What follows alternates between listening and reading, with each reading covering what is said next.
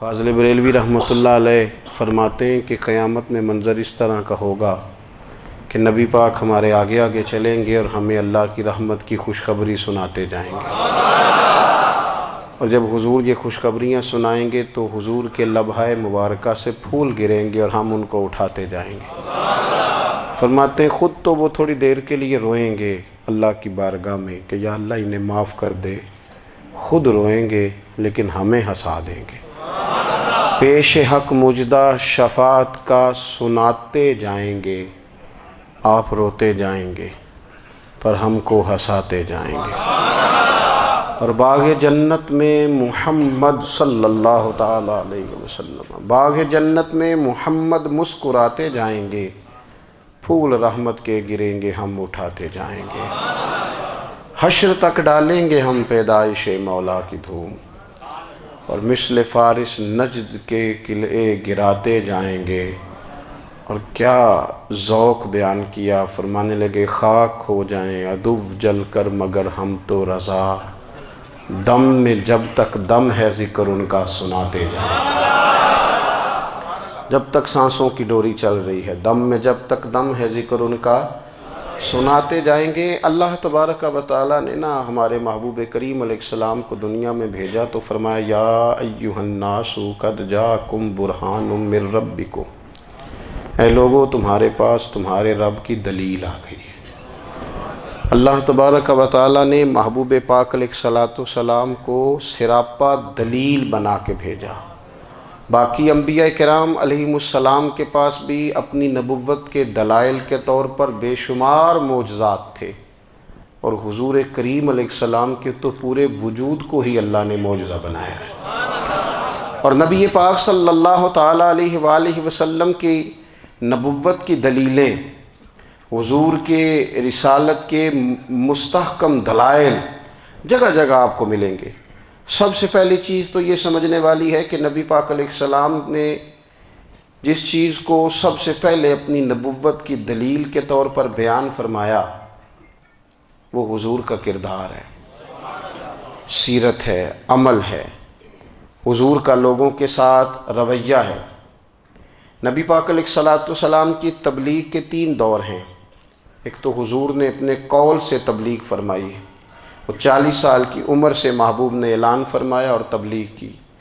اور ایک نبی پاک صلی اللہ تعالیٰ علیہ وسلم بالواسطہ حضور کی تبلیغ ہے جو آج تک جاری ہے۔ امت کے علماء، مشائخ، مبلغین حضور کے دین کو آگے پھیلا رہے ہیں، تو دراصل یہ بھی تبلیغ رسول پاک علیہ السلام ہی کی تبلیغ۔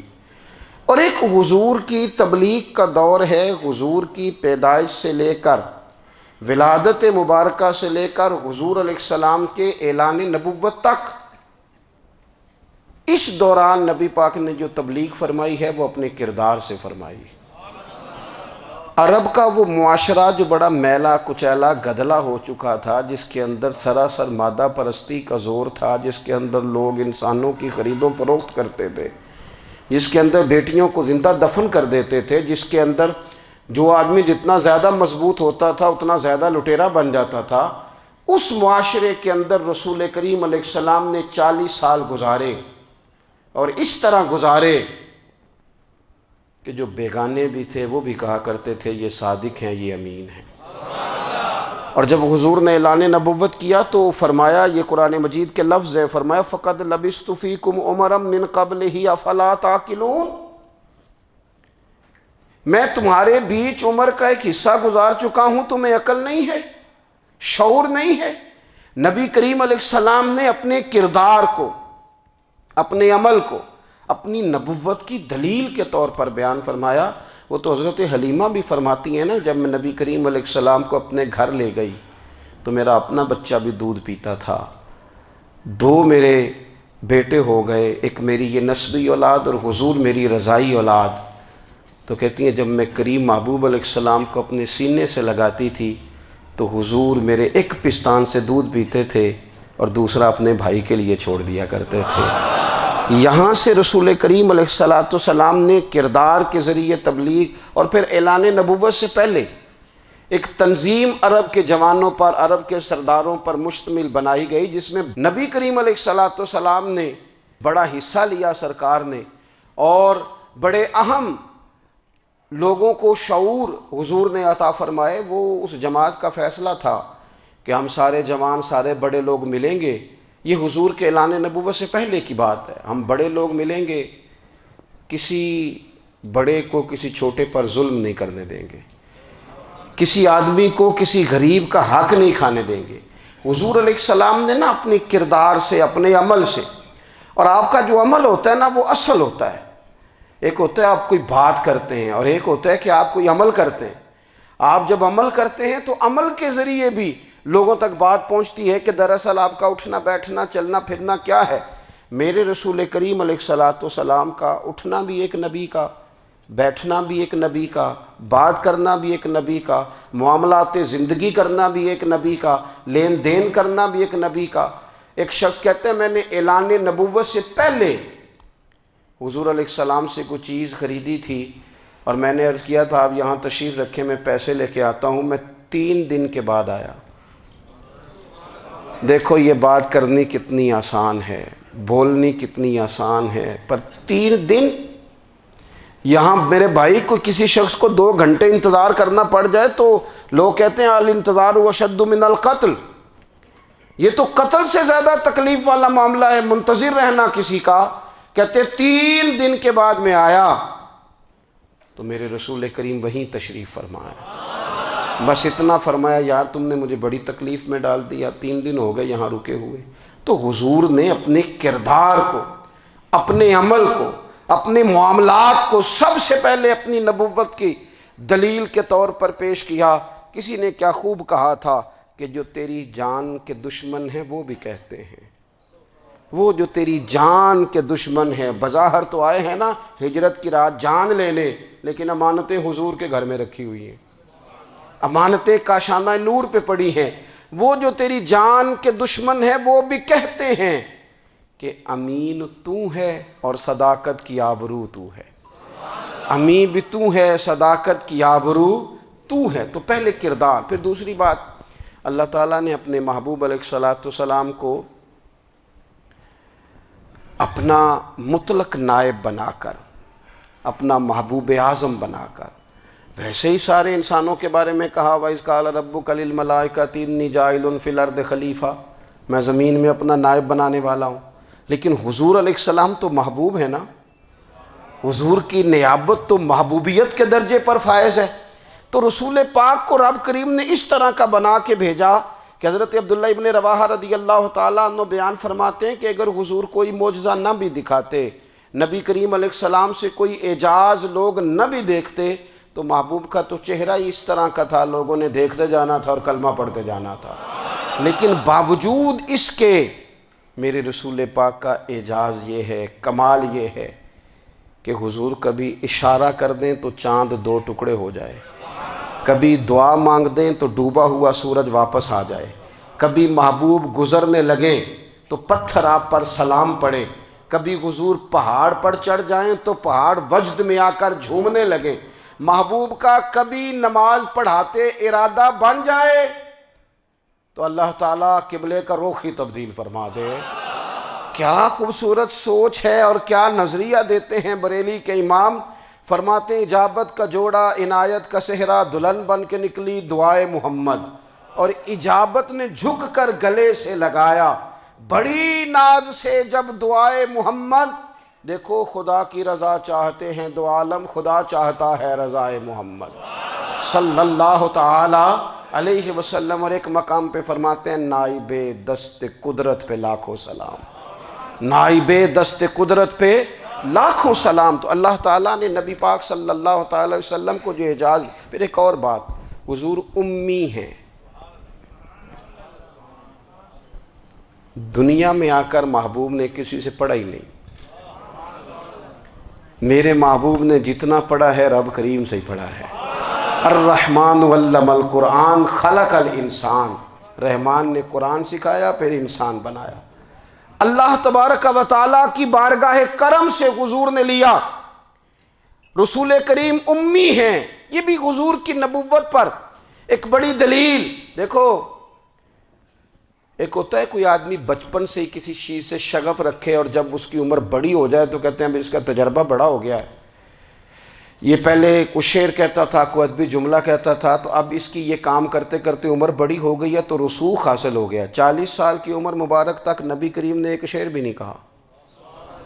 حضور علیہ السلام نے کبھی کوئی ایسی بات، ویسے تو حضور کی ہر بات حکمت والی، لیکن جس کو عرب کے لوگ اپنے لہجے میں شاعری یا اپنے لہجے میں ادب کہتے تھے، وہ حضور نے بیان نہیں فرمایا۔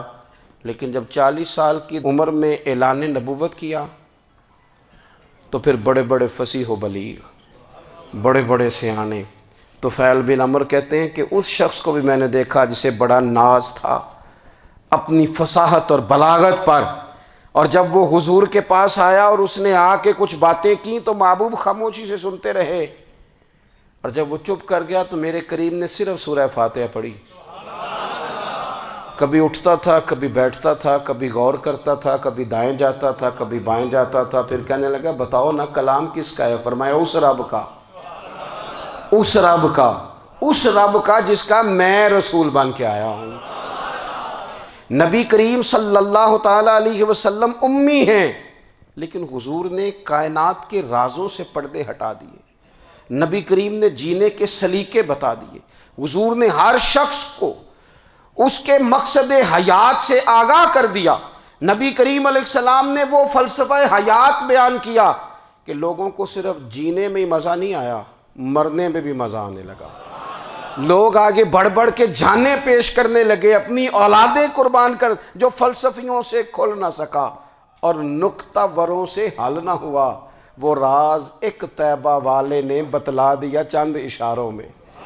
محبوب کریم امی ہیں، لیکن حضور نے اس طرح دنیا کو سکھایا، اس طرح دنیا کو پڑھایا، اس طرح حضور نے علم کے چراغ اور دیپ روشن کیے کہ قیامت تک جسے روشنی ملے گی نا، اسے صرف دروازہ مصطفیٰ سے ملے گی، اسے رسول کریم علیہ السلام کے در دولت سے ملے۔ کچھ لوگوں نے کہا کہ یہ اپنے پاس سے آیات بنا کے لاتے ہیں، اپنے گھر میں بیٹھ کے دعوے کر لینا تو کوئی مشکل کام نہیں نہ ہوتا، سارے لوگ ہی کر لیتے ہیں۔ بلکہ وہ ہمارے ایک بزرگ کہا کرتے تھے، خیالی پلاؤ پکائیے تے گھیو کدے بھی کاٹ نہ پائیے، کیونکہ کون سا پیسوں کا ڈالنا ہے، زیادہ ڈالیں آپ، اور زیادہ ڈالیں۔ بہت سارے لوگ ہیں آج بھی، کچھ لبرل ہیں بیچارے، کچھ دین بیزار طبقہ ہے، وہ کہتے ہیں جناب ہمیں تو جدید باتیں بتائیں، ہمیں تو نئے اسلوب کے مطابق لے کے چلیں، ہمیں تو او بھائی سن، میرے نبی پاک علیہ السلام نے فرمایا میرا قرآن کبھی پرانا نہیں ہوگا، اسے پڑھ کے دیکھ، اس کی جدت کا حسن دیکھ، یہ تو کھلا ہوا باغ ہے، تو ایک دفعہ اس کے قریب آئے گا تو خوشبو ملے گی، دوسری دفعہ آئے گا تو اس سے زیادہ تازی ملے گی، ایک دفعہ پھل کھائے گا تو مزیدار ہوگا اور دوسرا کھائے گا ہو سکتا ہے شکل ملتی جلتی ہو لیکن ذائقہ بڑا نرالا ہوگا۔ تو تو صحیح نا، جب کچھ لوگوں نے کہا یہ خود سے بنا کے آیات لاتے ہیں تو فرمایا وَإِن كُنتُمْ فِي رَيْبٍ مِّمَّا نَزَّلْنَا عَلَىٰ عَبْدِنَا فَأْتُوا بِسُورَةٍ مِّن مِّثْلِهِ، اگر تمہیں کوئی شک ہے اس میں جو ہم نے اپنے بندہ خاص میں نازل کیا ہے تو تم بھی اس جیسی ایک آیت بنا کے لاؤ۔ اور چلو چیلنج کھلا ہی دے دیا، فرما وَادْعُوا شُهَدَاءَكُم مِّن دُونِ اللَّهِ، اللہ اور اللہ والوں کو چھوڑ دو، تفسیری ترجمہ عرض کر رہا ہوں، یعنی صحابہ کو چھوڑ دو، حضور کے ماننے والوں کو چھوڑ دو، باقی ساری دنیا کے کافر اکٹھے ہو جاؤ، ایک آیت بس قرآن جیسی لے کے آؤ، ایک آیت لے کے آؤ، ان کنتم صادقین، اگر تم سچے ہو۔ جوانوں سنو،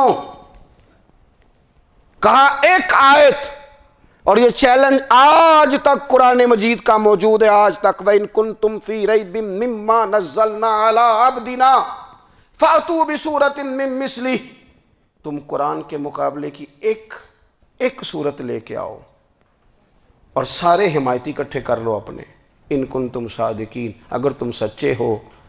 جواب تو ادھر سے آنا تھا نا، لیکن کائنات کے رب نے جواب بھی خود دیا، فرمایا فَإِن لَّمْ تَفْعَلُوا وَلَن تَفْعَلُوا، اگر تم نہ لا سکے، اور فرمایا تم لا سکتے بھی نہیں، اگر تم نہ لا سکے اور تم لا سکتے بھی، نہ خنجر اٹھے گا نہ تلوار تم سے، یہ بازو میرے آزمائے ہوئے ہیں، وَلَن تَفْعَلُوا، تم لا بھی نہیں سکتے، فَاتَّقُوا النَّارَ الَّتِي وَقُودُهَا النَّاسُ وَالْحِجَارَةُ، پھر اس آگ سے ڈر جاؤ جس کا ایندھن آدمی اور پتھر ہے۔ اعدت للکافرین، بنائی کافروں کے لیے، بنائی مومنوں کے لیے تو رب نے جنت بنائی ہے۔ اعدت للکافرین، یہ دوزخ اللہ نے کن کے لیے بنائی ہے؟ اعدت للکافرین کہتا ہے کافر کے لیے بنایا۔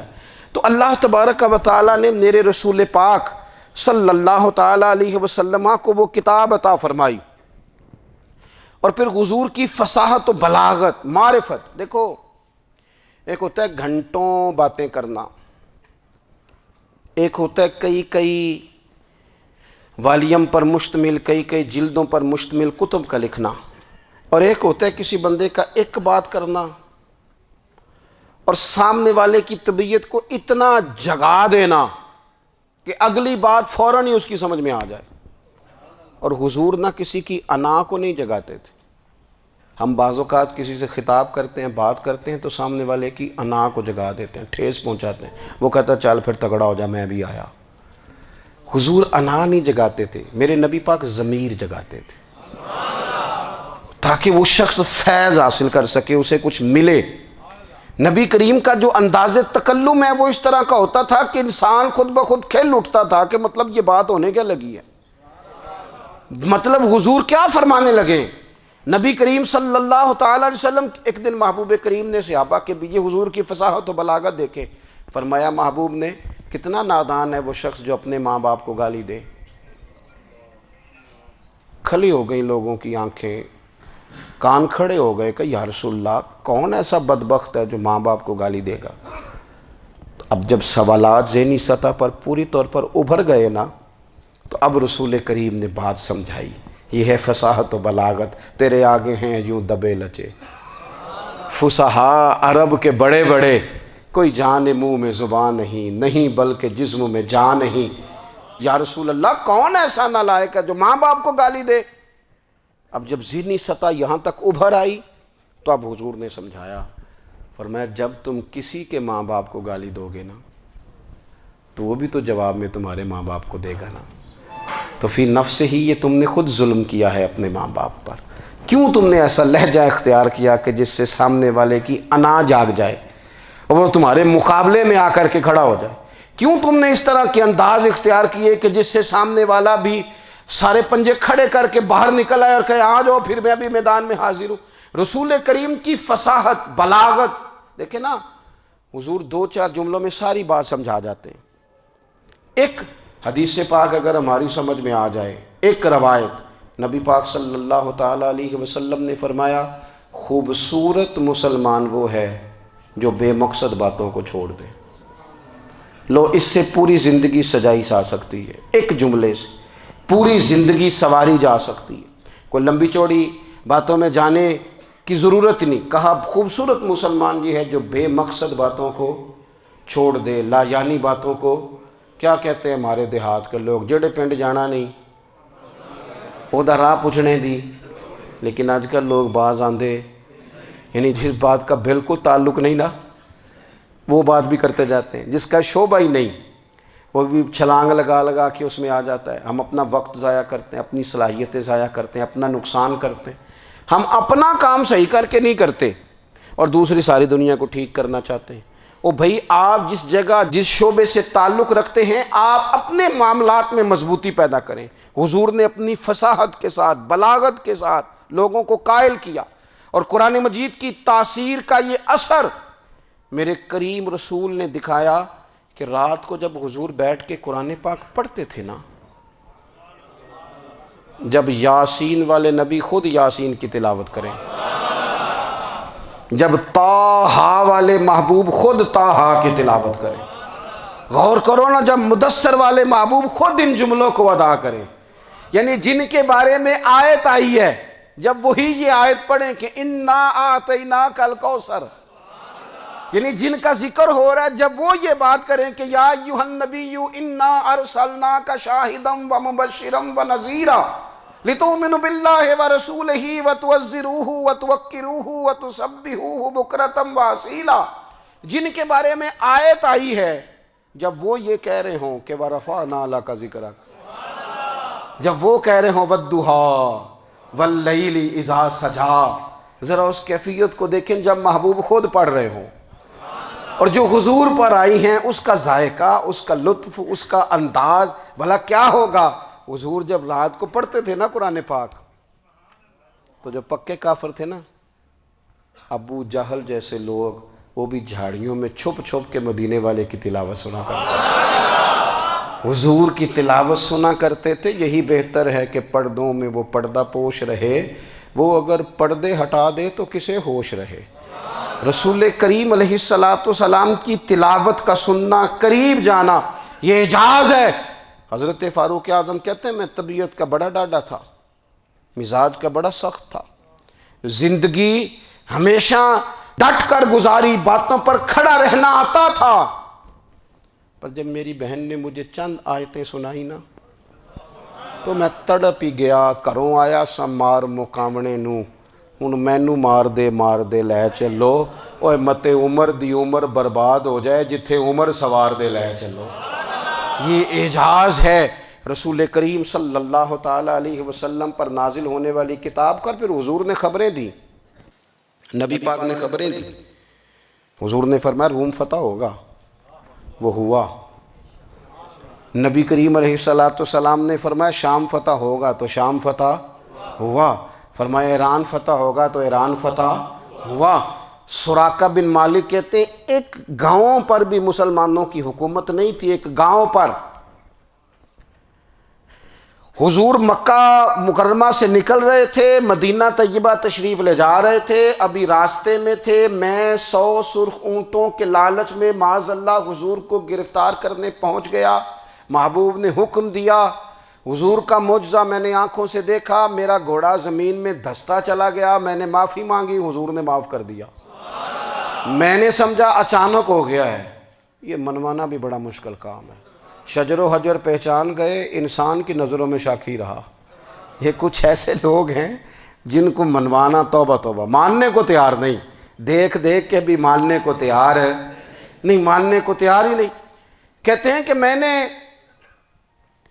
پھر چاہا آگے بڑھنا، تو پھر زمین کے اندر میرے گھوڑے کے پیر دھنسنے لگے، پھر معافی مانگی۔ کریم تیرے معاف کرنے کی ادا پہ بھی قربان جائیں۔ یہ نہیں فرمایا کہ تو بار بار یوں ہی کرتا ہے، فرمایا معافی مانگتا ہے، جا میں نے معاف کیا۔ کہتے ہیں 3 دفعہ میں آگے بڑھا، 3 دفعہ حضور نے معاف کیا، تو مسکرا کے فرمانے لگے تو یہاں مجھے گرفتار کرنے آیا ہے، وہ کیسر روم کا علاقہ فتح ہوگا۔ وہ کنگن جو پہنتا ہے نا ہاتھوں میں، بادشاہ کے کنگن معروف ہیں، وہ تیرے ہاتھوں میں آئیں گے۔ اللہ کرے آپ سمجھیں۔ یہ جو لوگ ڈری ڈری سہمی اور ہمارے بچے مایوسی کی معاذ اللہ باتیں کرتے ہیں، وہ دیکھیں حضور کس طرح کی گفتگو فرماتے ہیں۔ ابھی ایک گاؤں پر بھی اسلام کی حکومت نہیں، لیکن حضور کا خبر دینے کا انداز۔ کریم فرمانے لگے وہ کیسر روم کے جو کنگن ہوں گے وہ تیرے ہاتھوں میں آئیں گے۔ جناب سراقہ بن مالک فرماتے ہیں کہ میں مسلمان ہو گیا، حضور کا وصال ہو گیا، کنگن نہیں آئے۔ حضرت ابوبکر صدیق کا وصال ظاہری ہو گیا، کنگن نہیں آئے۔ جناب عمر کا دور آ گیا، سراقہ بوڑھے ہو گئے۔ کوئی بندہ پوچھتا نا کہ اب تو عمر ڈھل گئی ہے، زندگی کا پتہ نہیں، کہنے لگے نہیں میں نہیں جاتا،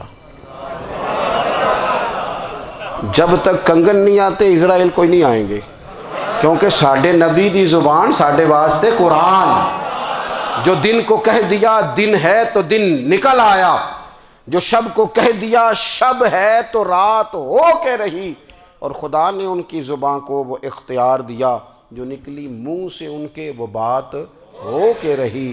اور فاضل بریلوی کا تو انداز ہی پھر انوکھا ہے نا، وہ تو کہتے ہیں وہ زبان جس کو سب کن کی کنجی کہیں، جس کو سب کن کی کنجی کہیں، اس کی نافذ حکومت پہ لاکھوں سلام۔ کہنے لگے نہیں آتے حضرت اسرائیل، فکر نہ کرو، بوڑھے ہو گئے تھے، نکلنا گھر سے بند کر دیا تھا، حضرت عمر کا دور تھا، کنگن آ گئے۔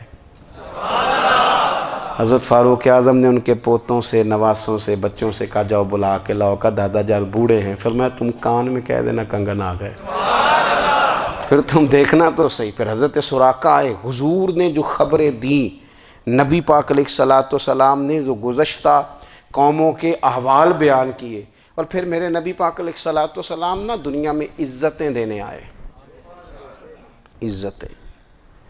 یہ مزاج ہمیں کم کرنا چاہیے، یہ جو ہم ساری زندگی اس کام میں لگا دیتے نا کسی کو نیچا کیسے دکھانا ہے، یہ انداز حضور نے نہیں ہمیں دیا۔ آپ دیکھو حضور تشریف لائے تو ہمیں پتہ چلا کہ حضرت یوسف جیسا سونا کوئی نہیں، حضور تشریف لائے تو ہمیں پتہ چلا کہ حضرت داؤد جیسی خوبصورت آواز کسی کی نہیں، حضور تشریف لائے تو ہمیں پتہ چلا کہ جناب عیسیٰ علیہ السلام کا فقر اختیاری کس طرح کا تھا، محبوب تشریف لائے تو ہمیں پتہ چلا کہ حضرت موسیٰ کا جلال کس طرح کا تھا۔ یہ تو حضور آئے تو نبی پاک علیہ السلام نے اس کی بھی عظمت بیان کی، اس کی بھی شان بیان کی۔ حضور نے بتایا کہ ابو بکر صدیق کی شان کیا ہے، فاروق اعظم کا مرتبہ کیا ہے، عثمان غنی کی حیا کیا ہے، مولا علی کی شجاعت کیا ہے، اہل بیت نبوت کی عظمت کیا ہے۔ حضور آئے عزتیں دینے، ماں کو عزت دی مدینے والے رسول نے، کہا جس کا باپ راضی ہو گیا اس کا رب راضی ہو گیا۔ فرمایا جو 2 بیٹیاں 3 بیٹیاں 4 بیٹی بہنیں یا ایک بیٹی یا بہن بیاہ کے آ گیا نا، اس طرح میری 2 انگلیاں جڑی ہوئی ہیں، میرے ساتھ جڑ کے جنت میں جائے گا۔ رسول کریم صلی اللہ تعالی وسلم نے عزت دی۔ حضور عزتیں دینے، کوئی اعزاز نہیں، ان پڑھ بندہ ہے، سادہ ہے، غریب ہے، مزدوری کرتا ہے، ہاتھوں پہ چھالے، یا رسول اللہ اس کا بھی کوئی اعزاز ہے؟ قربان جائیں، میرے کریم نے عزت دی، فرمایا محنت کر کے روزی کمانے والا تو اللہ کا دوست ہے، یہ اینٹیں اٹھانے والا، یہ مشقتیں کرنے والا، یہ صبح دیہڑی پہ جانے والا، یہ بیچارہ جو اچار سے روٹی کھاتا ہے، تو نے ہر شخص کی قسمت میں یہ عزت لکھی اور آخری خطبے کی صورت میں وصیت لکھی۔ رسول کریم نے ہر بندے کو اعزاز دیا، عظمتیں دی، حضور عزتیں دینے آئے، نبی پاک علیہ السلام نے اعزازات دیے، حضور نے نوازا۔ یہ ساری چیزیں میرے رسول پاک کی تشریف، اور پھر یہ جو حضور کے صحابہ اور اہل بیت ہیں نا، یہ بھی میرے نبی پاک کی نبوت کی دلیل ہے۔ اتنی جلدی انقلاب آیا نہیں کرتے، وہ کل تک جو رہزن تھے حضور نے راہبر بنا دیے۔ وہ لوگ جو کل تک ایک دوسرے کے گلے کاٹ کے کھاتے تھے، ایک دوسرے کو مارتے تھے، تکلیف پہنچاتے تھے، برادری ازم پہ لڑتے تھے، حضور نے بھائی بھائی بنا دیے۔ ایک پلیٹ میں کھانا کھانے لگے سیدنا بلال حبشی، صہیب رومی، سلمان فارسی، حضور نے یوں کر کے ملا دیا۔ نبی کریم علیہ السلام نے تقسیمیں ختم کر دی دنیا میں۔ حضور کے صحابہ نے اپنا کردار اس طرح کا دکھایا، اتنا بلند کیا، اور صحابہ کرام علیہم رضوان اس کو دے کر اتنی بلندیوں پہ گئے کہ گواہیاں اللہ کا قرآن دیتا ہے۔ فرمایا محمد الرسول اللہ والذین معہ اشداء علی الکفار رحماء بینہم تراہم رکعا سجدا یبتغون فضلا من اللہ ورضوانا۔ فرمایا یہ جو میرے محبوب کے ساتھ والے ہیں کافروں پر سخت ہیں، آپس میں نرم دل ہیں، تم جب بھی انہیں دیکھو گے سجدے کرتے دیکھو گے، رکوع کرتے دیکھو گے، تم انہیں دیکھو گے اللہ کی رضا کے متلاشی ہیں۔ انہیں ساری مادہ پرستی سے نکال کر محبوب نے رب کی رضا کے رستے پہ ڈال دیا۔ میرے نبی کریم سید عالم صلی اللہ تعالیٰ علیہ وسلم کی نبوت کے دلائل کے طور پر یہ ساری چیزیں آئیں۔ بس میں بات سمیٹنے لگا ہوں۔ حضور کا جو اخلاق ہے نا، وہ بھی نبی کریم علیہ السلام کی نبوت کی بہت بڑی دلیل ہے۔ وَإِنَّكَ لَعَلَىٰ خُلُقٍ عَظِيمٍ۔ محبوب ہم نے آپ کو نا خلق عظیم کا مالک بنایا ہے۔ کچھ لوگ سمجھتے ہیں صرف آپ کا بولنے کا انداز ٹھیک ہو تو آپ با اخلاق ہیں۔ نہیں بھائی، بولنے کا انداز ٹھیک ہونا با اخلاق نہیں، سچ بولنا اخلاق کی علامت ہے۔ آپ کا حق بات کرنا اخلاق ہے، آپ کا صحیح گواہی دینا اخلاق ہے، آپ کا اللہ تعالیٰ کی طرف سے آزمائش آنے پر صبر کا مظاہرہ کرنا اونچا اخلاق ہے۔ رب نعمت دے تو آپ کا وجود ڈھلتا جائے شکر میں، یہ اخلاق ہے۔ رب کریم اگر آپ کو کسی وقت کسی آزمائش میں اپنی حکمت سے ڈالتا ہے تو عزت نفس کو برقرار رکھنا، خودداری کو برقرار رکھنا، یہ اخلاق۔ نبی پاک نے اعلیٰ ترین اخلاق کی بات بتائی، اعلیٰ ترین۔ حضور نے لوگوں سے بیعت لیتے وقت کہا تھا میرے ہاتھ پر بیعت کرو، چوری نہیں کرو گے۔ نبی پاک علیہ السلام نے مختلف امور پر بیعت لی۔ حضرت حکیم بن حزام کہتے ہیں حضور نے میرے ہاتھ پہ ہاتھ رکھ کے کہا میرے ہاتھ پہ ہاتھ رکھ کے بیعت کرو کہ کسی دنیا دار سے سوال نہیں کرو گے، خودداری سے زندگی گزارو گے، عزت نفس سے، جو رب نے تمہیں دیا ہے تم اس پر راضی رہو گے، لوگوں کی جیبوں کو ٹٹولنا، دوسروں کی دولتوں پہ راج کرنا، دوسروں کے مال پر نگاہیں ڈالنا اللہ کے حبیب نے پسند نہیں فرمایا۔ فرمایا بیعت کرو کہ تم کبھی کسی سے سوال نہیں کرو گے۔ حد ہو گئی، نبھانے والوں نے پھر اس عہد کو نبھایا اور کمال کر دی۔ حضرت حکیم بن حزام گھوڑے پہ بیٹھے تھے، ہاتھ میں درہ تھا، وہ زمین پہ گر گیا، قریب غلام کھڑا تھا، حضرت حکیم بن حزام خود گھوڑے سے اترے، درہ اٹھایا، دوبارہ گھوڑے پہ بیٹھے۔ غلام عرض کرنے لگا حضور مجھے بتا دیتے میں اٹھا کے دے دیتا۔ آنکھیں چمک اٹھیں، فرمانے لگے کیسے بتا دیتا؟ اپنے رسول سے وعدہ کیا ہے کبھی کسی سے سوال نہیں کروں گا، کبھی سوال نہیں کروں گا۔ اللہ کے محبوب نے ہمیں اعلیٰ اخلاقی قدروں کی بات ہمیں سکھائی ہے۔ ہم دیکھتے ہیں کہ بڑی جلدی 2 4 5 لوگوں کے غصہ دلانے پر ہم ساری اخلاقی حدوں کو کراس کر جاتے ہیں۔ دوستو ہمارا ایک ویژن ہونا چاہیے، ہمارے ذاتی رویے بڑے معتبر ہونے چاہیے، لین دین کے معاملات کے اندر مسلمانوں کو بڑا صاف ستھرا ہونا چاہیے۔ ہمیں اپنی معاشی زندگی میں روزمرہ کے معاملات میں ہماری توجہات کا مرکز صرف اللہ رسول کی ذات ہونی چاہیے۔ رب کریم نے اپنی حکمت سے کسی کو کتنا دیا ہے یہ اس کی حکمت کے تقاضے ہیں۔ ہمیں اس نے جس رنگ میں جس حال میں رکھا ہے ہمیں اپنے رب کی رضا پر بہت زیادہ مطمئن ہونا چاہیے۔ اچھا پھر ایک اور بات، جن چیزوں کو ہم نے دکھ بنایا ہے نا یہ تو وہاں دکھ تھا ہی نہیں۔ مہینہ مہینہ چولہا نہیں جلا، لیکن کسی جگہ اظہار غربت ہے، حضور کی اولاد پاک کا یا صاحب کا یا ازواج کا، مہینہ مہینہ چولہا نہیں جلا۔ لیکن یہ اخلاق عالیہ کا حسن دیکھو، اپنے گھر مہینہ مہینہ چولہا نہیں جلا، جو مانگنے آیا اسے جھولی بھر کے عطا فرمایا، کوئی دروازے سے خالی نہیں گیا۔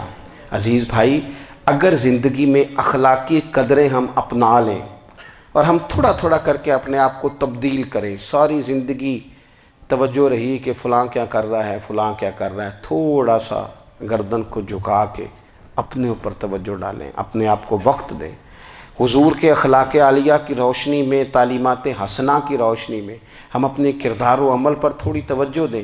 اس وقت بہت بڑی تعداد میں امت مسلمہ ہے، اور ایسا نہیں ہے کہ دولت نہیں ہے، دولت سے بھی سرشار ہیں۔ ہمارے ہاں بڑے بڑے انجینئر ہیں، بڑے بڑے ڈاکٹر ہیں، لیکچرار ہیں، ہمارے پاس بڑے بڑے ہاسپٹل ہیں، بڑا کچھ ہے، لیکن کردار و عمل کے بادشاہ، اپنی زندگی تقوی کی روشنی میں گزارنے والے، ان لوگوں کی تعداد کم ہے۔ اگر کوئی آج بھی سارے کام نیک کرے لیکن جائیداد میں سے بیٹی کا حق رکھ جائے تو پھر اس نے کیا میلاد منایا؟ اگر آج بھی جو 2 4 لوگ بیچارے اس کے زیر دست ہیں، ملازمین ہیں، ان کے ساتھ اس کا رویہ انتہائی سخت ہو تو اس نے کیا میلاد منایا؟ اگر آج بھی وہ برادری ازم کی بنیاد پر دوستیاں کرے اور چھوٹے بڑے کی وہ تقسیم رکھے، جسے حضور نے فرمایا کہ قبیلے تو تعارف کے لیے، ورنہ کسی عربی کو اجمی پر، گورے کو کالے پر کوئی فضیلت نہیں۔ اگر کوئی آج بھی اس برادری ازم کا قائل ہے پھر اس نے کیا میلاد منایا؟